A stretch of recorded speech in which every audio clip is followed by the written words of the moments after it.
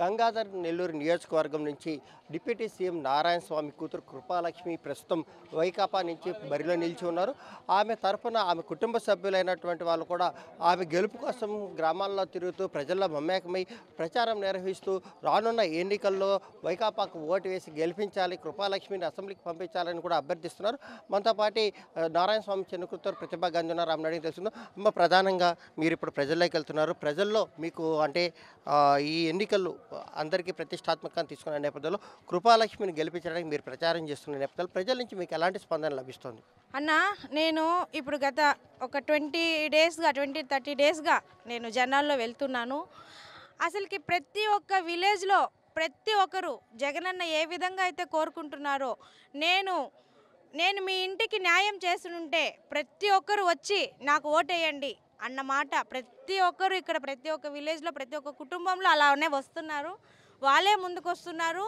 వాళ్ళే మాకు ఈ పథకాలు వచ్చింది, ఆ పథకాలు వచ్చింది, మేము సంతోషంగా ఉన్నాము, తిన్నింటికి మనము ద్రోహం చేయకూడదు, మనకి ఈరోజు కడుపుకి అన్నం పెడుతున్నాడంటే అది జగనన్నే, మనకి ఇంట్లో ఉంటేనే మనకి పెన్షన్ తెస్తున్నాడంటే అది జగనన్న, మన పిల్లలు బడికెళ్ళి బాగా చదువుకుంటున్నారంటే అది జగనన్న అని ప్రతి ఒక్క కుటుంబంలో ప్రతి ఒక్కరు ముందుకొచ్చి మాతో పాటు కలిసి సంతోషంగా ప్రచారం చేస్తున్నారు. అది నాకు చాలా సంతోషంగా ఉంది. దాంతోపాటు మా నాన్నగారైన నారాయణ స్వామి గారు 10 సంవత్సరాలుగా ఈ గంగాధర్ నెల్లూరు ప్రజలకి ఇంత సేవ చేసి ఇంత మంచి పేరు తెచ్చుకున్నారని నేను గర్వంగా చెప్పుకుంటున్నాను.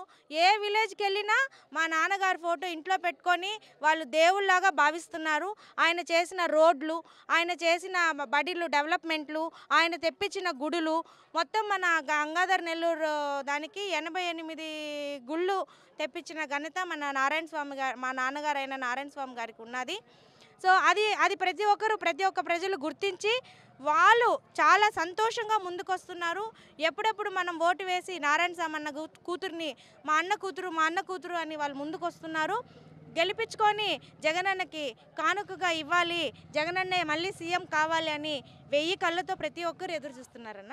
అయితే ప్రధానంగా మీ కుటుంబం నుంచి బయటకు వచ్చినటువంటి రమేష్ అనే వ్యక్తి కేవలం నన్ను టార్గెట్ చేసుకొని నా మీద కొన్ని అపోహలు క్రియేట్ చేసుకొని నారాయణ స్వామి నా మీద కేసులు పెట్టి జైలు పంపించే ప్రయత్నం చేస్తున్నాడు, నన్ను అరెస్ట్ చేయించే యత్నం చేస్తున్నారని చెప్పిన కొంత ఆరోపణలు అయితే చేస్తున్న పరిస్థితిలో దీన్ని ఎలా ఖండిస్తారు అన్న? కాంగ్రెస్ పార్టీ అనేది ఇదివరకే లేదు, అందరికీ అది తెలిసిన విషయమే. కాంగ్రెస్ పార్టీ అనేది ఎప్పుడో జీరో అయిపోయింది.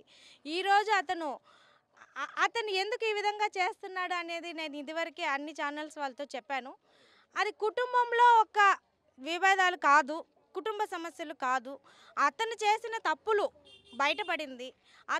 అతనితో పాటు ఉన్న వాళ్ళే ప్రత్యక్ష సాక్షులే వెళ్ళి ఎఫ్ఐఆర్ వేశారు. ఇప్పుడు 10 మందిలో ఉన్నప్పుడు 5 మంది తప్పు చేసి ఆ 5 మందిలో ఒకరికి శిక్ష పడకూడదు అనేది ఎంతవరకు కరెక్ట్ అనేది మా నాన్నకి తెలీదు. న్యాయం అంటే అందరికీ న్యాయమే, అన్యాయం అంటే అది అన్యాయమే. ఆ ప్లేస్లో నేనున్నా, కన్న కూతురుగా నేనున్నా, మా నాన్న నాకు కూడా అదే శిక్ష వేసేవాడు. అది అతను తట్టుకోలేక ఈ విధంగా బయటెళ్ళి మా నాన్న పైన తప్పుడు ప్రచారాలు చేస్తా అన్నారు. అతను ఎంత తప్పుడు ప్రచారాలు చేసినా అతను ఒక మనసాక్షికే తెలుసు అది తప్పు అని. అది తెలుసుకునే రోజు కూడా తొందరలో వస్తుంది. అది బుద్ధి చెప్పే రోజు అతనికి డిపాజిట్ కూడా లేకుండా అతను ఇంటికి వెళ్ళే రోజులు కూడా ముందరగా ఉండదని నేను అందరికీ తెలియజేస్తున్నాను. అంటే ప్రధానంగా నారాయణ స్వామి ఈ 10 ఏళ్లలో మైనింగ్ కానీ లేదంటే శాండ్ కానీ వీటన్నిటిని విక్రయించుకొని పెద్ద ఎత్తున అవినీతికి పాల్పడ్డారని చెప్పని ప్రతిపక్ష పార్టీల అభ్యర్థులు ఆరోపిస్తున్న నేపథ్యంలో నారాయణ స్వామి నిజంగా మన గనులు కానీ లేదంటే శాండ్ కానీ ఇట్లాంటివి ఏమన్నా దోపిడీకి పాల్పడ్డారా? చెప్పిన వాళ్ళని ప్రూవ్ చేయమని చెప్పండి. జగనన్న సిద్ధాంతమే మా నాన్న సిద్ధాంతం. చెప్పింది చేస్తాను, చేసేది చెప్తాను. మా నాన్నగానే అలా అవినీతికి పాల్పడి ఉంటే ఈరోజు కంప్లీట్గా మా ఫ్యామిలీ అందరూ మేము రాజకీయాల నుంచి తప్పుకుంటాము. అది ప్రూవ్ చేసిన రోజు నేను చెప్పినట్టు మా నాన్న చెప్తాడు, మా అక్క చెప్తాడు. ఎందుకంటే మేము ఎక్కడ తప్పు చేయలేదు, ఏ అవినీతి అనేది మా కుటుంబంలో లేదు. మా అవినీతి ఇట్లా మైనింగ్స్ అవి ఇవి అని చెప్పి జనాలు చెప్తున్నారు. అది ప్రూవ్ చేయమని చెప్పండి, ఆ రోజే మేము రాజకీయం నుంచి తప్పుకుంటాం. ఏదైతే ప్రతిపక్ష పార్టీలు ఆరోపిస్తున్నాయో నారాయణ స్వామి ల్యాండ్ మైండ్ శాండ్ అని చెప్పి అవినీతికి పాల్పడ్డాడని చెప్తున్నారో వాటిని కనుక నిరూపించగలిగితే మా కుటుంబ సభ్యులు మొత్తం రాజకీయాల నుంచి శాశ్వతంగా తప్పుకుంటామని చెప్పని కూడా ప్రతిభా గాంధీ చెప్తున్నారు.